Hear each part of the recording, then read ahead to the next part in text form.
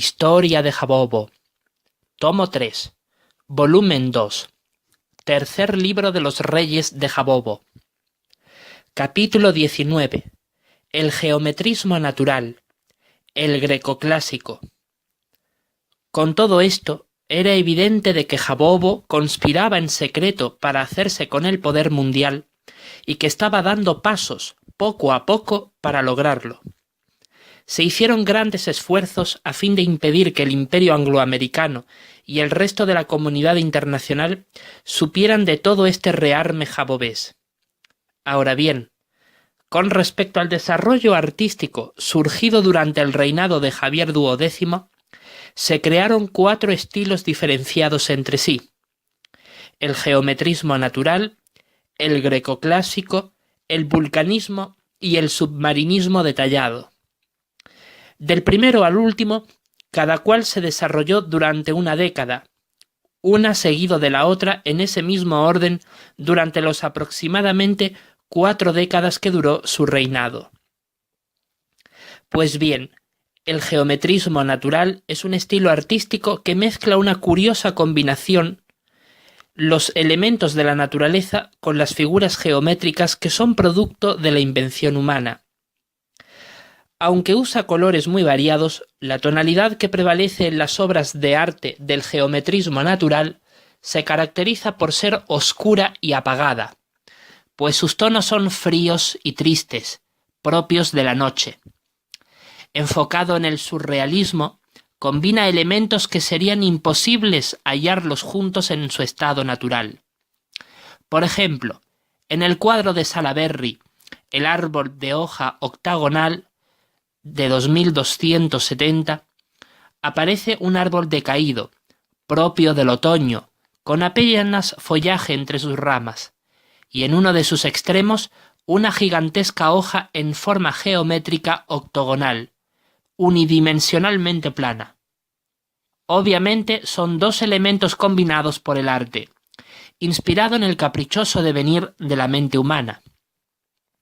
Ha de añadirse que el tamaño de la hoja octogonal de dicho cuadro tiene la misma altura que el árbol del que procede, lo que evidentemente está fuera de toda realidad. El proporcionalismo en sus tamaños es totalmente exagerado. Con respecto al uso de líneas, estas son usadas únicamente en las figuras geométricas, mas no en los elementos de la naturaleza. Por ejemplo, se usan únicamente líneas rectas en todo el exterior y el interior de la hoja octogonal. Son gruesas y negras.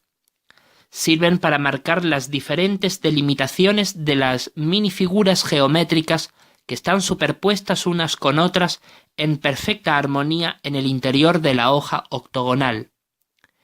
Este es el diseño del interior de la hoja octogonal. 2 líneas cruzan diametralmente la hoja desde un extremo hasta el otro. En este caso, una línea va desde el vértice inferior derecho de la hoja octogonal hasta el vértice superior izquierdo de la misma, y la otra línea va desde el vértice inferior izquierdo hasta el vértice superior derecho. Luego, 2 líneas entrecruzadas en forma de cruz parten, por decirlo así, en 4 partes, el octógono mismo. La línea vertical va desde la mitad de la base del octógono hasta la otra mitad del lado más septentrional de la figura geométrica. De igual modo, la línea horizontal va desde la mitad del lado izquierdo del octógono hasta la otra mitad del lado derecho del mismo.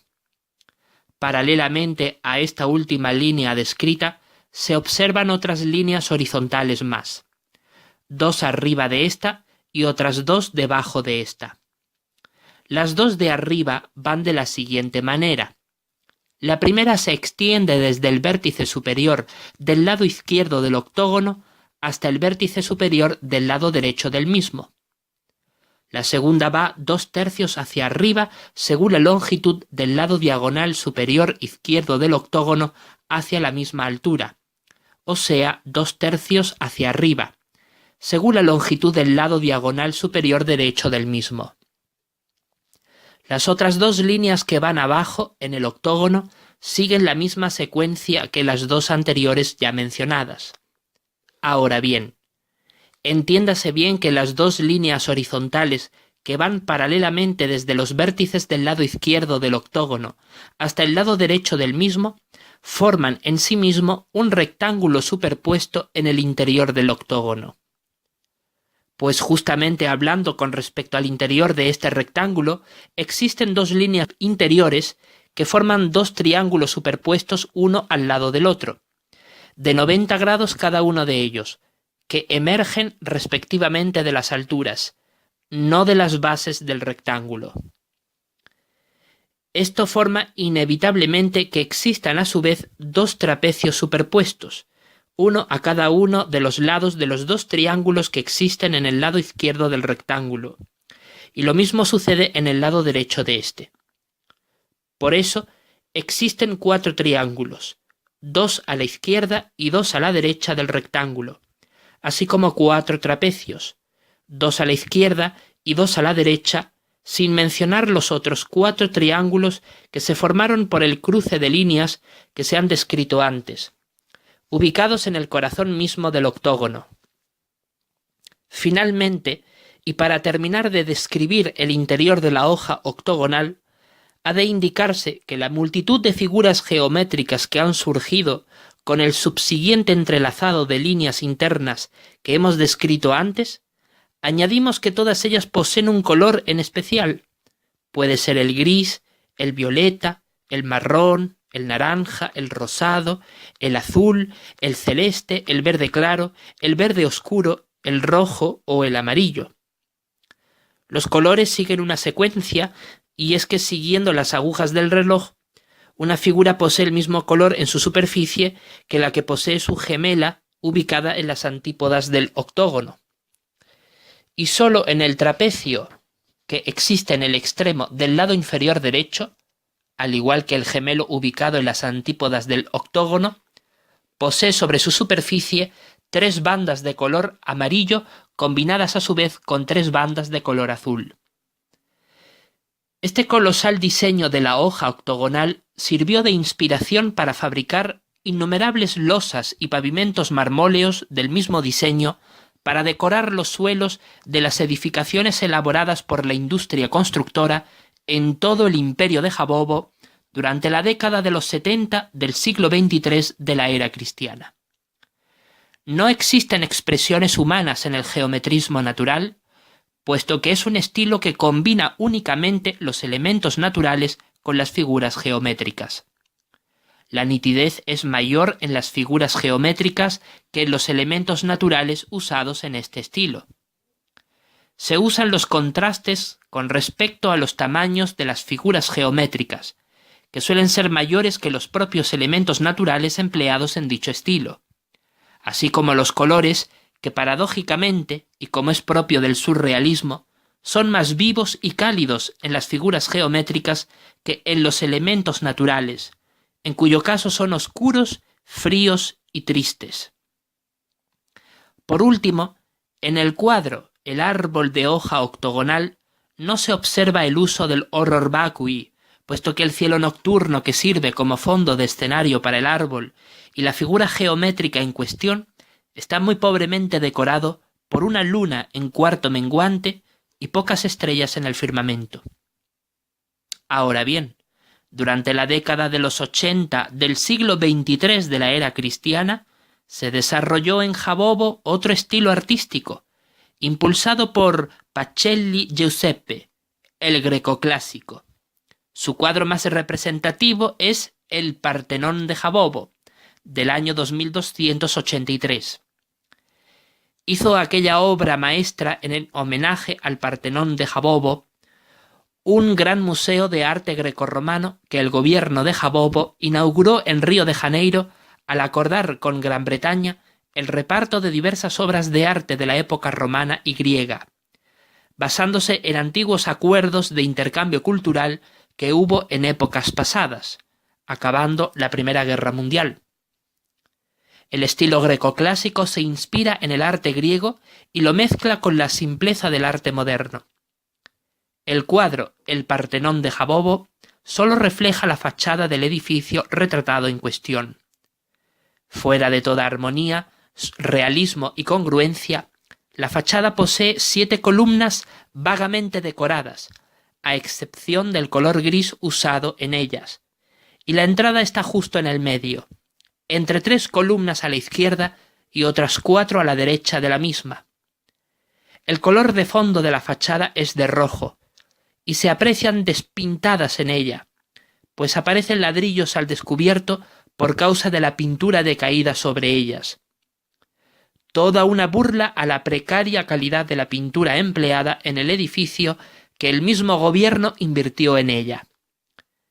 5 ventanas en la fachada nos permiten ver la vanagloria propia de la época. Montañas de monedas de oro, símbolo apropiado de la muy materialista sociedad jabobesa de entonces. 2 de ellas ubicadas a la derecha de la puerta del edificio y las otras 2 a la izquierda y una sobre esta. Cada cual posee una antorcha iluminando el interior de la estancia que se observa a través de las ventanas. Luego, en el pórtico ubicado arriba en el tejado del edificio, destaca un bajorrelieve decorado con 2 figuras de templos griegos tallados sobre el mármol y entre ambos este eslogan: OBOAPPMUV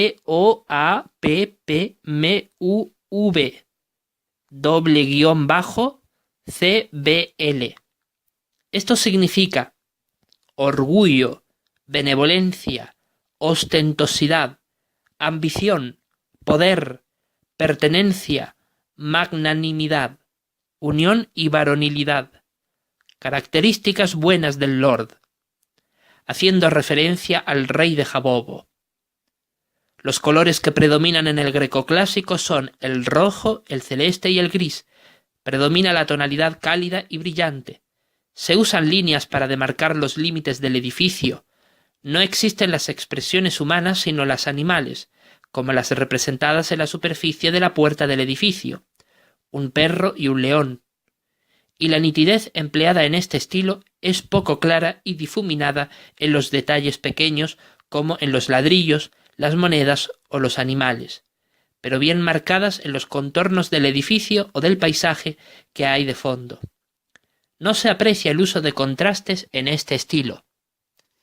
Sí se observa el uso del horror vacui, pues el artista no deja ningún espacio sin graficar ampliamente, y por último, con respecto al proporcionalismo en los tamaños, no es exagerado ni fuera de la realidad, sino que se observa congruencia y armonía en ella. El único efecto que tuvo este estilo artístico en la vida civil de la población jabobesa fue que se erigieron casas particulares cuya fachada imitaba los estilos artísticos de la época griega. Pero esto solo duró pocos años, hasta que el siguiente estilo artístico, el vulcanismo, terminó imponiéndose en la cultura jabobesa. Esto sucedió durante los años 90 del siglo XXIII de la era cristiana. ¿Qué acontecimiento dio origen a este peculiar estilo artístico? La catastrófica erupción del monte Erebus, un volcán activo por siglos, ubicado en la región de la Antártida Oriental, en la isla de Ross.